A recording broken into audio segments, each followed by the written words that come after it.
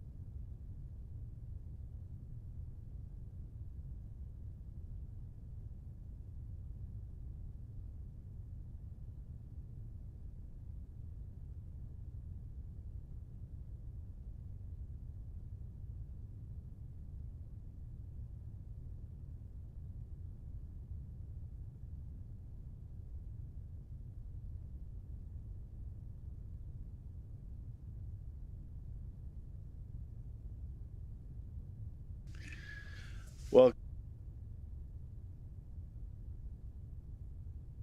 live meeting of the Executive Standing Committee.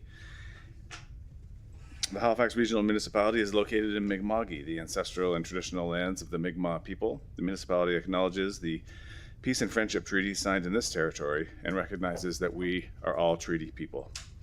And with that, we'll carry on right along with the agenda. And I wonder if I could have a motion to approve the minutes of March 17th. I see Councillor Deagle-Gammon and seconded by Councillor Cuddle. Thank you very much for that.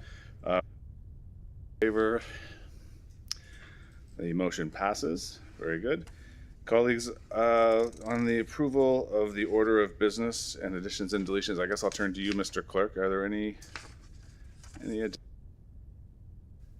There are no changes to this agenda from the clerk's office today.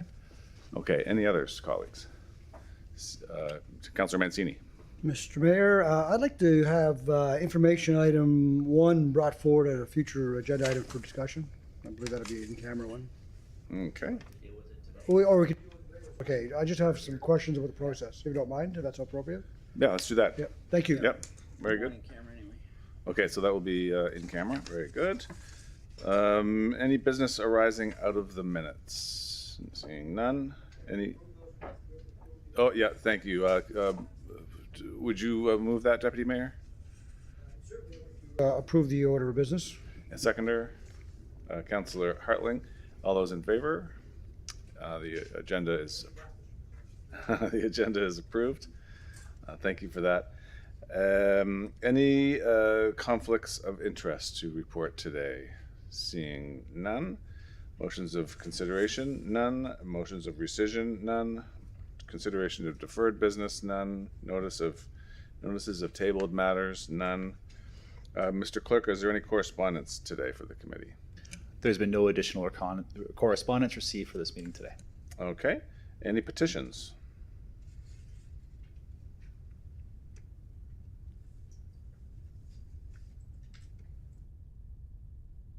Colleagues, not seeing any. Okay. And then that brings us to public participation. And I understand that today there are no registered speakers for public participation. So we'll carry on. The Deputy Mayor has brought forward the information item, which we will do in camera. And this brings us to section 13, reports. And first on the agenda is 13.1, the African Descent Advisory Committee. For 13.1. Yeah, is there a presentation for 13.1 today? I don't think so. Is there no presentation? Is there a representative from that committee and the Councillor Young? Would you like to move the recommendation? Thank you, Mr. Mayor. Yes, I move that the Executive Standing Committee review and approve the African Descent Advisory Committee 24-25 work plan. Deagle-Gammon. Is there any discussion, colleagues? Shall we have the question? All right, we'll move to the electronic voting. Vote by hand in committee. That's great. Then all those in favor, please. And the motion is approved. Very good. That's 2, Women and Gender Equity Advisory Committee. And there is again a recommendation report here. And there is a presentation as well. Why don't we move ahead with the presentation, and then we can put the motion on the floor after that. So I welcome you to take the podium, and the floor is yours when you're ready. Thank you very much and welcome.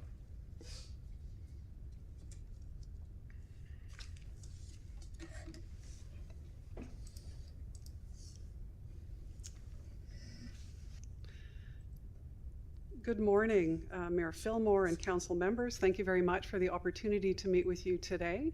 I'm here as the representative of the Women and Gender Equity Advisory Committee. I am currently the chair of that committee, and it's my pleasure to provide an update on our activities via our 2024 annual report. My name is Jackie Gahagan.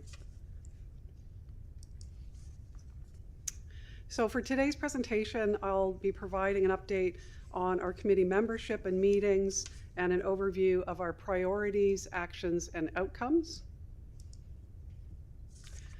Just to note that the Women and Gender Equity Advisory Committee has met monthly except for the month of November, and meetings were virtual with the exception of July and December. Current committee members include myself as chair, Doreen Redmond as our vice chair, Councillor Virginia Hinch, Councillor Nancy Hartling, who's here with us. Hi, Nancy. Cheryl Kopaj-Gehu, Liz Fraser, Rhiannon McConach, and Cheryl Murphy and Hannah Jackson. We would like to also acknowledge our former committee members, Councillor Becky Kent, former Councillor Pam Lovelace, Jane McKay Nesbitt, Maggie Hugh, Sonia Ikilawa, and Zoe Zhao. Now, in terms of our 2024 work plan priorities, we have 3 key priority areas. You can see them on the screen. I'm going to go through each one of them very briefly, but priority 1 is health, safety, wellness, and quality of life facing women, with particular emphasis on marginalized women in HRM. And within that priority 1, we have a couple of subcategories, including addressing gender-based violence, addressing mental health for women in HRM, addressing public safety risk for women in HRM, including a priority area, road safety. Priority 2, women's involvement in HRM governance, particularly Indigenous and racialized women who are wholly underrepresented within governance positions. And priority 3, which I'm sure is of interest to you, Mr. Mayor, housing as well as food security in HRM, particularly as it impacts on women. In terms of priority 1, we had the following staff presentations: an overview of Safe City and Safe Public Spaces program by Amy Brierly, social policy strategist, community safety. We also had a presentation on HRM's approach to harm reduction by Max Chauvin, who's the Director of Housing and Homelessness, as well as Alicia Buchanan, Housing Coordinator, Housing and Homelessness.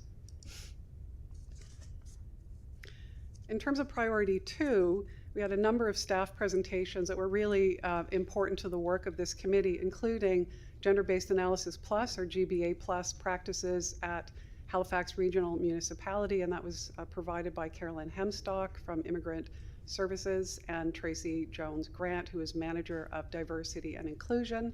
We also importantly had a review of the Indigenous Women and Two-Spirit Campaign School and Leadership Summit, and that was provided to our committee by Tracy Grant-Jones, Managing Director, Office of Diversity and Inclusion, along with Bailey Brown, who's a coordinator of the 2S LGBTQ+ Gender Equity Group, and Jared Watton, who is a coordinator of Outreach and Research for Indigenous Populations, and Karen Bernard, who joined us as an external presenter. Regarding Administrative Order 2023-001 GOV, respecting public appointments to committees of council and external boards, we heard from Ian McLean, who's our municipal clerk, and Annie Sherry, who's a public appointments coordinator. And we also had a really important overview of policy making at HRM by Kathy Collett, who is a senior policy advisor. Under priority 2, we had the following motions passed, and a few of these I'd like to draw your attention to in particular, and I'll get to them one at a time. But these are really important motions to the work of this committee, and we'll start with the January 11th, 2024 motion, which was approved that the chair of the Women and Gender Equity Advisory Committee write a letter to the on behalf of the committee to Mayor Savage and Halifax Regional Council regarding the importance of gender-based analysis plus in the 2024-2025 budget. And it's important to note that GBA plus has been widely adopted by the federal government and other provincial and regional governments. September the 19th, a motion was approved that the chair of the Women and Gender Equity Advisory Committee write a letter on the committee's behalf to encourage the newly elected mayor and regional council to participate in gender-based analysis, or GBA plus, training. December the 5th, a motion approved that the Women and Gender Equity Advisory Committee recommend that the Executive Standing Committee request a staff report with respect to addressing that the mayor write a letter to the province of Nova Scotia's Minister of Municipal Affairs and Housing to request that the definition of spouse in the Municipal Conflict of Interest Act be amended to adopt gender-neutral language. When this was flagged, spouse was husband and wife, which is not in keeping with both federal and provincial legislation around same-sex marriage. Further, a motion was approved that the Women and Gender Equity Advisory Committee request the chair write a letter to the Halifax Regional Council and the Chief Administrative Officer regarding policies to be forwarded to the committee to review from a sex and gender-based analysis plus lens. And just a little addition to that, if I may, Mr. Mayor, is that that's part of the role of our committee, and we are here to serve. We're all eager to see how we can work more closely with HRM with respect to reviewing policies with a gender-based lens. Moving on to priority area 3, which is housing and food security for women in HRM. Again, we had a number of staff and external presentations, including an overview of planning and development at HRM by Talina Delby, who is Planner 2, and Dave Patterson, Principal Planner. We had a wonderful overview from my former colleague at Dalhousie University on affordable housing in HRM, Dr. Ren Thomas, who is an associate professor at Dalhousie University in the School of Planning. We also had an affordable housing from a GBA Plus lens presentation. This was affordable housing programs administered by HRM, and the presentation was provided to us by Dave Patterson, Principal Planner, Hannah Peters, Planner 1, Alexandria Wilson, Planner 2. Now, in terms of other actions taken by our committee, you'll note on the slide that on February 1st, 2024, a motion approved that the Women's Advisory Committee approve the 2024 work plan as circulated and recommend that the Executive Standing Committee review and approve the Women's Advisory Committee 2024 work plan. And by May 1st, 2024, the committee reviewed and made amendments to that work plan. May 27, 2024, a motion approved that the Women's Advisory Committee recommend that the Executive Standing Committee recommend that Halifax Regional Council request a staff report respecting amendments to Administrative Order 2019-004 GOV respecting the Women's Advisory Committee in the Halifax Regional Municipality to include gender equity considerations, and the committee therefore asks that the name be changed to Women and Gender Equity Advisory Committee. And this is with all due respect to those who initially got this committee going, and we fully respect and appreciate the amount of work that went into creating the initial name and terms of reference for this committee, but we felt that the Women and Gender Equity Advisory Committee actually is a better fit for the mandate of this group. On July 4th, a motion approved that the Women's Advisory Committee approve the 2024 work plan as revised and recommend that the Executive Standing Committee review and approve the Women's Advisory Committee revised work plan 2024. And finally, I would just like to extend my sincere thanks to HRM staff who are exceptionally they're just a brilliant lot of folks to work with, and I'd like to give a shout out in particular to Tracy Jones-Grant, Managing Director, Office of Diversity and Inclusion, Carla John, Advisor, Diversity and Inclusion, Amy Brierly, Social Policy Strategist, and last but certainly not least, Elizabeth McDonald, Legislative Assistant. Thank you very much for your time and attention. I'd be happy to answer any questions that you may have. Thank you very much, Jackie. I appreciate the presentation very much. We all do. And I wonder if Councillor Hartling would, oh, I see Deputy Mayor on the board.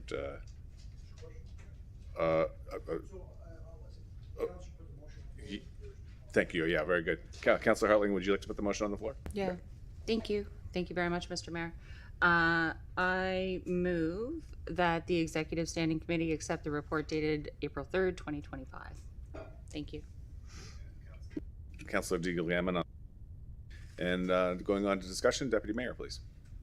Thank you, Mr. Mayor. Thank you for the presentation. Thank you for the amazing work. I mean, it's amazing the amount of work that's done and the conversations you're having at the committee. First of all, I'd like to thank you for acknowledging our HRM staff, and they are exceptional, and I appreciate you acknowledging that.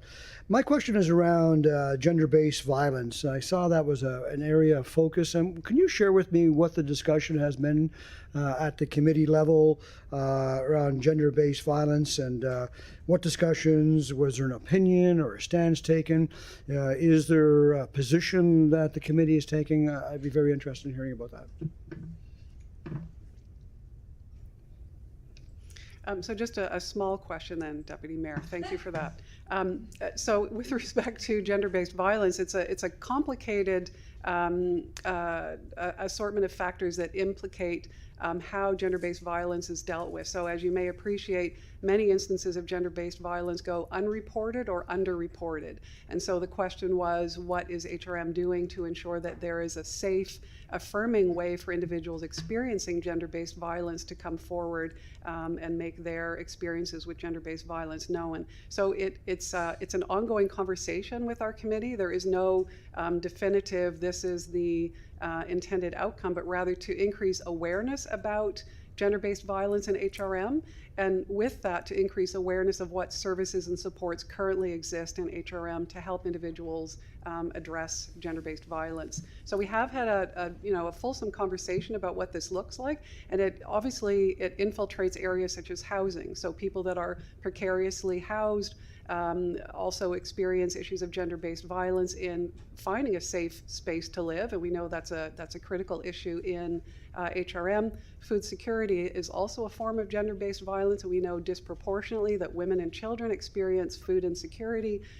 So that is a form of gender-based violence, and often we don't think about those as necessarily equating to gender-based violence. So it's rethinking what we understand or how we define gender-based violence, and then looking at what are the appropriate services, programs, and policies in HRM to support that broad definition of gender-based violence.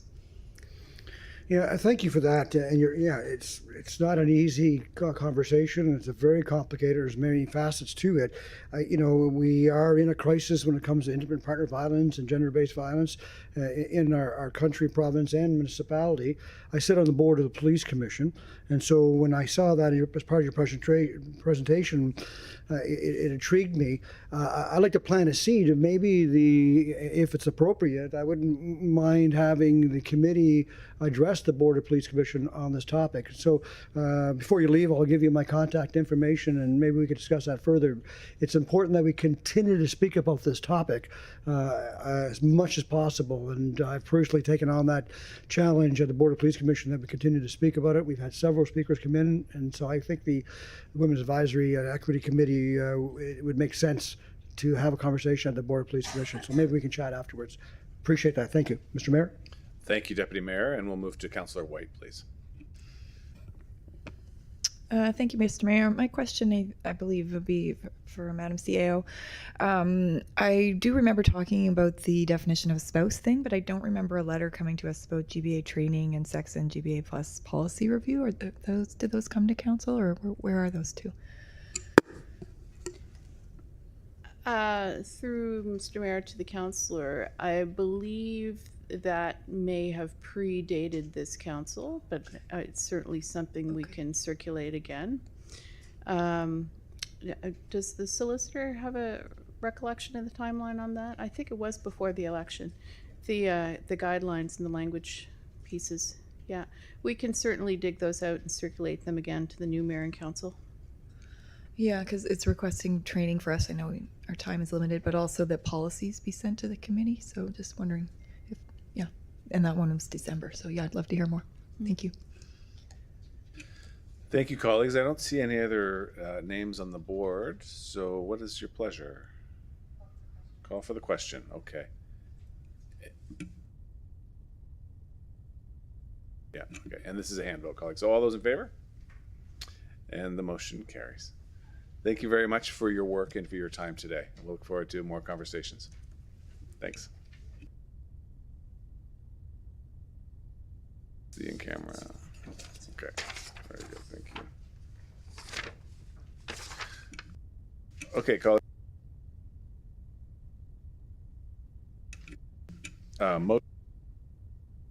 Which then takes us to item 15, which is going in camera for a number of items. Might I have a motion to move in camera, please? Councillor White, seconded by Councillor Young. And we'll give a moment for the clerk to give us the, prepare the room.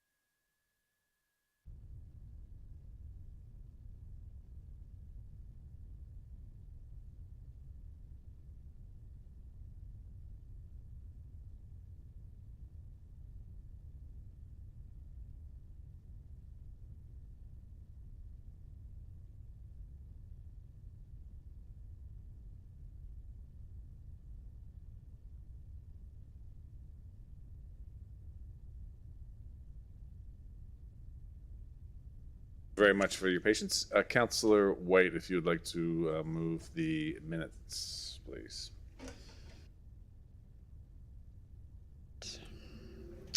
I move that the in-camera private minutes of March 17th, 2025 to be approved as circulated. Approved. We'll go to 15.3, and we'll go to 15.2, which is Councillor Young, please. Thank you, Mr. Mayor. I move that the Executive Standing Committee adopt the recommendations outlined in the private confidential report dated April the 11th, 2025, 1, and 2, direct the private and confidential report dated April 11th, 2025 be maintained private and confidential. Thank you. Seconded by Councillor Deagle Gammon. All those in favor?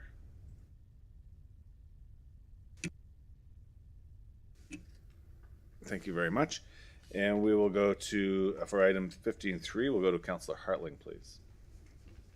I move that the Executive Standing Committee, 1, adopt the recommendations as outlined in the private and confidential report dated April 7, 2025, and 2, direct that the private and confidential report dated April 7, 2025 be maintained private and confidential.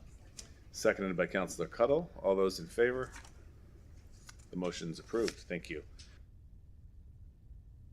Item 15.4. This was the, who that was Councillor Deagle Gammon, please.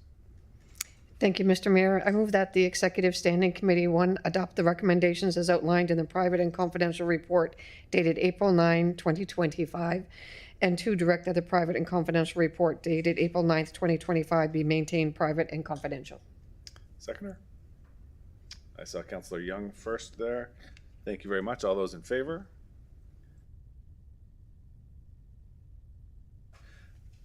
Item 15.5, we will go to Councillor Young, please. Thank you, Mr. Mayor. I move that the Executive Standing Committee, number 1, adopt the recommendations as outlined in the private and confidential report dated April 15th, 2025, and 2, direct that the private and confidential report dated April 15th, 2025 be maintained private and confidential. Seconder? Councillor White, please. All those in favor? Approved. Point 6, and I believe this is Councillor Deagle Gammon again, was it? Yeah, okay, Councillor. Thank you, Mr. Mayor. Move that the Executive Standing Committee, 1, adopt the recommendations as outlined in the private and confidential report dated April 23rd, 2025, and 2, direct that the private and confidential report dated April 23rd, 2025 be maintained private and confidential. Seconded by Councillor Cuddle. All those in favor? And the motion is approved. Okay. Then it's just a reminder to set your calendars for May 26th for the next meeting, colleagues. And if there's a motion to adjourn, we will, I think I don't know who won. Okay, all right, Councillor, I don't know who said who, Hartling, I guess, okay. Yeah. All right, have a great day. Yeah, they're interesting. They're